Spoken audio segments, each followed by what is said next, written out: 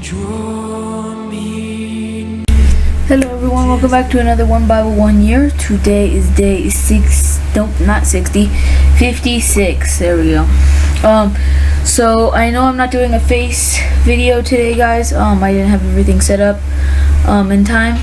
So anyways, we're gonna do Deuteronomy. We're starting it today. So we're gonna do Deuteronomy chapter 1, 2, and 3. So let's get started. Deuteronomy chapter 1. These are the words that Moses spoke to all the people of Israel while they were in the wilderness east of the Jordan River. They were camped in the Jordan River near Shuph,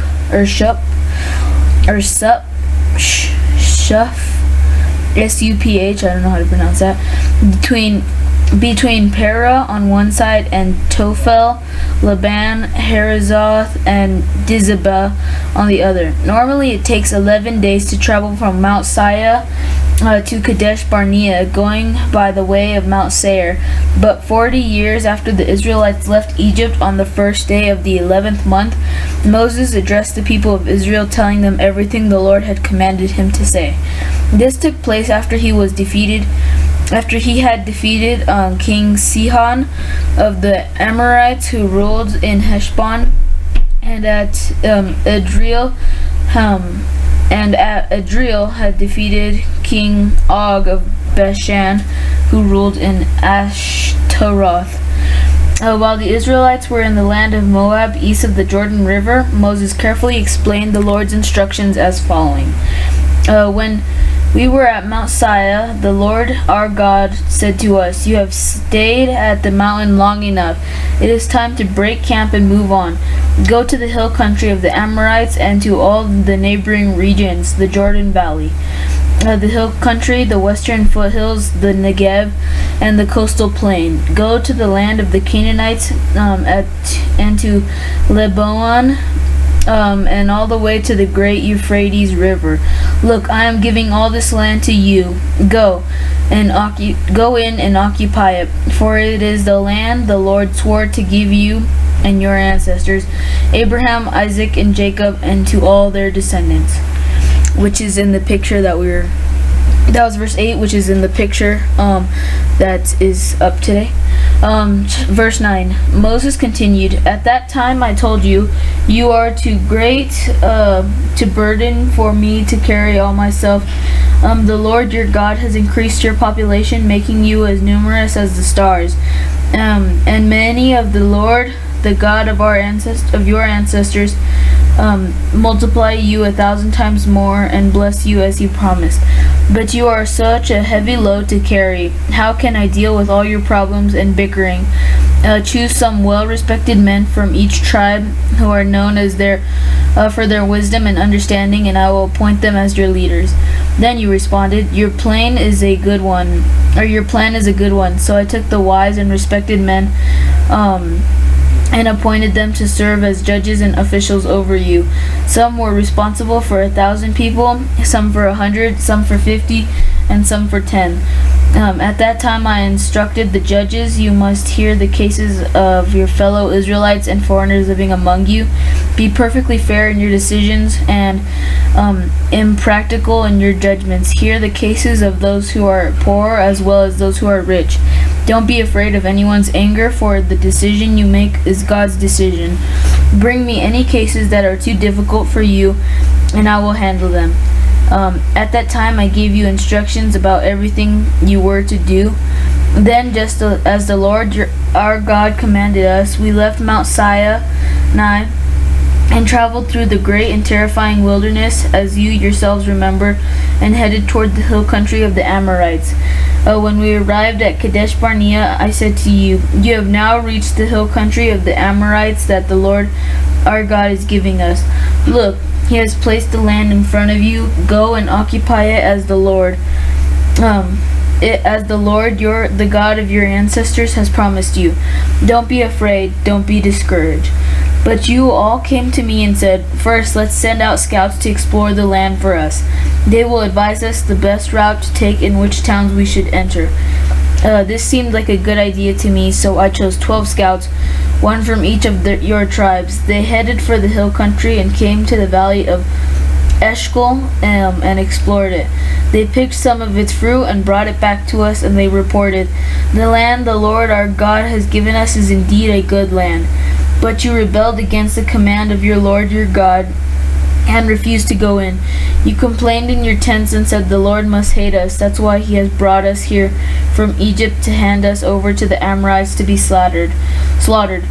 Where can we go? Our brothers have demoralized us with their report. They tell us the people of the land are taller, more powerful than we are, and their towns are large with walls rising high into the sky.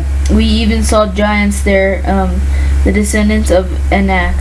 But I said to you, don't be shocked or afraid of them. The Lord your God is going ahead of you. He will fight for you just as you saw him do in Egypt. And you saw how the Lord your God cared for you all along the way as you traveled through the wilderness, just as a father cares for his child. Now he has brought you to this place, but even after he did, you refused to trust the Lord your God who goes before you and looking for the best places to camp, guiding you with a pillar of fire by the night and a pillar of cloud by day. When the Lord heard you complaining, he became very angry, so he solemnly swore, "Not one of you from this wicked generation will live to see the good land I swore to give your ancestors, except Caleb, son of Jephunneh. He will see this land because he has followed the Lord completely. I will give it to him and his descendants, some of the very land he explored during his scouting mission, and the Lord was also angry with me because of you. He said to me, Moses, not even you will enter the promised land.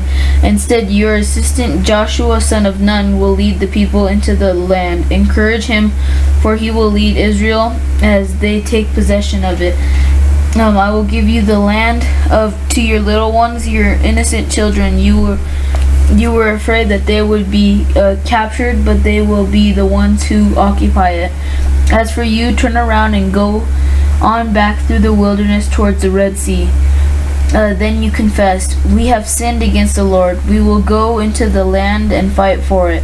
And the Lord our God has commanded us." So your men strapped on their weapons, thinking it would be easy to attack the hill country. But the Lord told me to tell you, "Do not attack, for I am not with you. If you go ahead on your own, you will be crushed by your enemies." This is what I told you, but you would not listen. Instead, you again rebelled against the Lord's command and arrogantly went into the land, into the hill country to fight. But the Amorites who lived there came out against you like a swarm of bees. They chased and battered you all the way from Seir to Hamorah. Then you returned and wept before the Lord, but he refused to listen. So you stayed there at Kadesh for a long time. Chapter 2.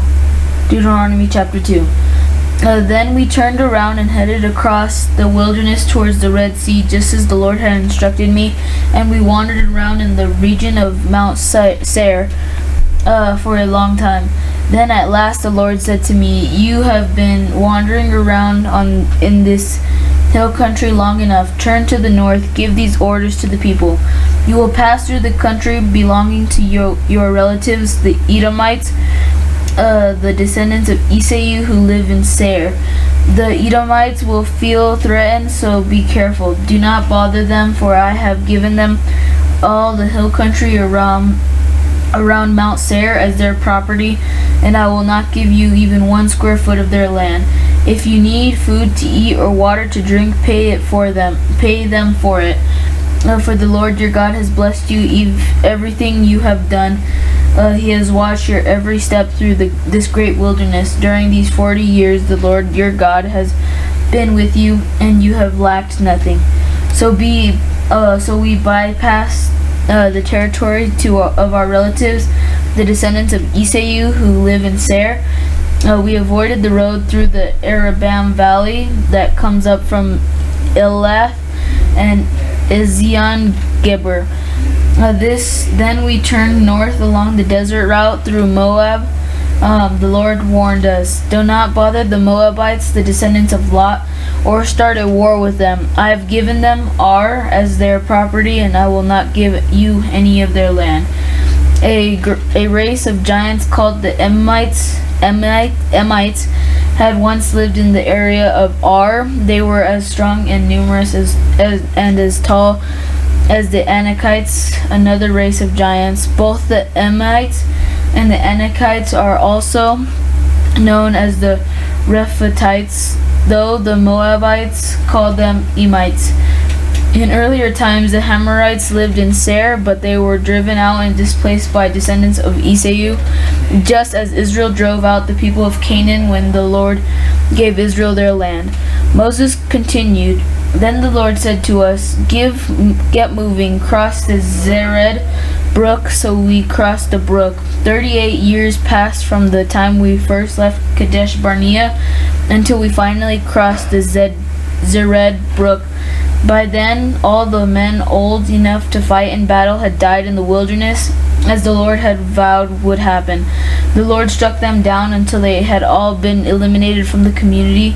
When all men of fighting age had died, the Lord said to me, "Today you will cross the border of Moab at Ar and enter the land of the Amorites, the descendants of Lot, but do not bother them or start a war with them. I have given the land to Ammon, to them as their property, and I will not give you any of their land." That area was once considered the land of the Rephites, who had lived there though the Amorites call them Zamzumites. They were also as strong and numerous as tall as the Anakites, but the Lord destroyed them so the Ammonites could occupy their land. He has done the same for the descendants of Esau who lived in Seir, for he destroyed the Horites so they could settle there in their place. The descendants of Esau live there, and to this day a similar thing happened when the Kapharites from Crete invaded and destroyed the Avites who had lived in the villages in the area of Gaza. Moses continued, "Then the Lord said, now get moving across the Aron gorge. Look, I will hand over to you Sihon, the Amorite king of Heshbon, and I will give you his land. Attack him and begin to occupy the land. Beginning today, I will make people throughout the earth terrified because of you. When they hear reports about you, they will tremble with dread and fear." Moses continued, "From the wilderness of Kedemoth, I sent the ambassadors of King Sihon of Heshbon with the proposal of peace. Let us travel through your land. We will stay on the main road and won't turn off into the fields on either side. Sell us food to eat and water to drink, and we will pay for it. All we want is the permission to pass through your land." The descendants of Esau who lived in Seir allowed us to go through their country, and so did the Moabites who lived in Ar. Let us pass through until we cross the Jordan and into the land the Lord our God is giving us. But King Sihon of Heshbon refused to allow us to pass through because the Lord your God made Sihon stubborn and defiant, so he could help you defeat him, as he has now done. Then the Lord said to me, "Look, I have begun to hand King Sihon and his land over to you. Begin now to conquer and occupy his land." Then King Sihon declared war on us and mobilized his forces at Jahaz. But the Lord our God handed him over to us, and we crushed him, his sons and his people. We conquered all his towns and completely destroyed everyone, men, women, and children. Not a single person was spared. We took all the livestock as plunder for ourselves, along with anything of value from the towns, and ransacked. The Lord our God has also helped us conquer Arior on the edge of the Aron gorge, and the town in the gorge, and the whole area as far as Gilead. No town had walls too strong for us. However, we avoided the land of the Amorites all along the Jabbok River, and in the towns in the hill country, all the places the Lord our God has commanded us to leave alone. Chapter 3. Next we turned and headed for the land of Bashan, where King Og and his entire army attacked us at Edrei. But the Lord told me, "Do not be afraid of him, for I have given you victory over Og and his entire army, and I will give you all his land. Treat him just as you treated King Sihon of the Amorites, who ruled in Heshbon."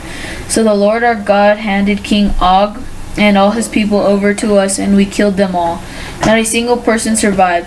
We conquered all 60 of his towns, the entire Argob region and his kingdom of Bashan. Not a single town escaped our conquest. These towns were all fortified with high walls and barred gates. We also took many unwalled villages at the same time. We completely destroyed the kingdom of Bashan, just as we had destroyed King Sihon of Heshbon. We destroyed all the people in every town. We conquered men, women, and children alike, but we kept all the livestock for ourselves and took plunder from all the towns. We took the land of the 2 Amorite kings east of the Jordan River, all the way from the Aron Gorge to Mount Hermon. Mount Hermon is called Sirion by the Sidonians, and the Amorites call it Sarin. We had now conquered all the cities on the plateau, and all Gilead and Bashan, as far as the towns of Selika and Edrei, which were the parts of Og's kingdom in Bashan. King Og of Bashan was the last survivor of the giant Riphates. His bed was made of iron and was more than 13 feet long and 6 feet wide. It can still be seen in the Amorite city of Rabbah.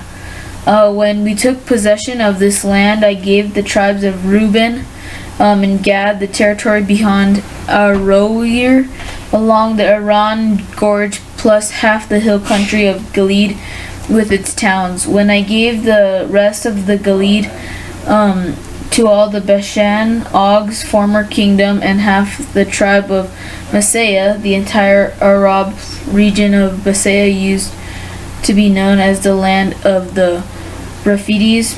Jair, a leader from the tribe of Messiah, conquered the whole Argob region in Bashan, all the way to the border of Geshurites and Maacathes. Jair renamed his region after himself, calling it the towns of Jar, as it's still known today. I gave Gilead to the clan of Machri, but I also gave part of Gilead to the tribes of Reuben and Gad. The area I gave them extended from the middle of the Aron Gorge in the south to the Jabbok River in the Amorite frontier. They also received the Jordan Valley all the way from the Dead Sea of Gilead down to the Dead Sea, with the Jordan River serving as the western boundary. To the east were the slopes of Pisgah. At that time I gave this command to the tribes that would live east of the Jordan. Although the Lord your God has given you this land as your property, all your fighting men must cross the Jordan ahead of your Israelite relatives, armed and ready to assist them. Your wives, children, and numerous livestock, however, may stay behind in the towns I have given you. When the Lord has given security to the rest of the Israelites, as he has to you, and when they occupy the land the Lord your God is giving them across the Jordan River, then you may all return here to the land I have given you. At that time I gave Joshua this charge: You have seen for yourself everything the Lord your God has done to these 2 kings. He will do the same to all the kingdoms of the west side of the Jordan. Do not be afraid of the nations there, for the Lord your God will fight for you. At that time I pleaded with the Lord and said, O sovereign Lord, you have only begun to show your greatness and strength of your hand to me, your servant. Is there any good in heaven or on earth who can perform such great and mighty deeds as you? Please let me cross the Jordan to see the wonderful land on the other side, the beautiful hill country and the Lebanon mountains. But the Lord was angry with me because of you, and he would not listen to me. That's enough, he declared. Speak of it no more, but go up to the Pisgah peak and look over the land in every direction. Take a good look, but you may not cross the Jordan River. Instead, commission Joshua and encourage and strengthen him, for he will lead the people across the Jordan. He will give them all the land you now see before you as their possession. So he stayed at the valley near Beth Peor. Okay, guys, so that's our reading today. Oh, that was just 20 minutes just for the reading. It wasn't too long, especially because I did the little intro at the beginning, so that wasn't too bad. So these 3 chapters are basically Moses summing up their entire journey from Mount Sinai, or kind of out of Egypt too, all the way till now, where they get the land that they are deserving from God, that God promised their ancestors. So basically, in the first paragraph, he talks all the way. Not the first paragraph, sorry. The chapter 1. Sorry, I'm trying to go flip to this. Chapter 1. Basically, he's talking about the people all the way, like, just going from the Mount Sinai to Kadesh, and then to Mount Seir, and all the other different places that they lived. And then they left Mount Sinai, and then Moses made the 12 tribes and the leaders for that. And then he talked about the scouts exploring the land, and them showing all the things, and how that's why Moses is not being able to go into the land. It's because he didn't follow the Lord's instructions. So then it talks about them not following the instructions. And then it's basically from Mount Sinai all the way to making the 12 tribes, and then them not wanting to cross because the scouts said that it was good land, but the place had giants or whatever. So then Moses, in chapter 2, Moses starts talking about the people wandering in the wilderness for 40 years because of their disobedience to the Lord and their rebellion. And this isn't just a rebellion because of not wanting to cross into the different countries. I think it had a little bit to do with also the people complaining about not having food and saying that they should have died in Egypt, or they should have went back to Egypt, and all those things. Just as the Lord talked about towards the middle part of Numbers. And then it talked about their victories, like their victory over Sihon and Heshbon, King Sihon of Heshbon, sorry. And then also, and then basically that, and then Aaron becoming the high priest. And then in chapter 3, that one was talking about the victory over Og of Bashan, and that victory, and then going through all the different towns and taking all the plunder and killing all the women and children. Like, they're leaving no survivors this entire time. So it's pretty bad for the people that they're attacking, like in anything. And then it just talked about the dividing of lands between the 12 tribes in this entire colony. And then again, the Lord telling Moses that he cannot enter into the city or in the land that God has promised him because of his disobedience, because he didn't even want to cross the river, even though he knows that God is, almighty. So that's what happens when you don't serve God fully, like Caleb, son of, I forgot who he was the son of, who did get to see, even though he was one of the people that was supposed to die on the 40 years of wandering in the wilderness. So anyways, guys, that's it for today, guys. Hope you enjoyed. Like, comment, subscribe, and I will see you guys all tomorrow. Bye.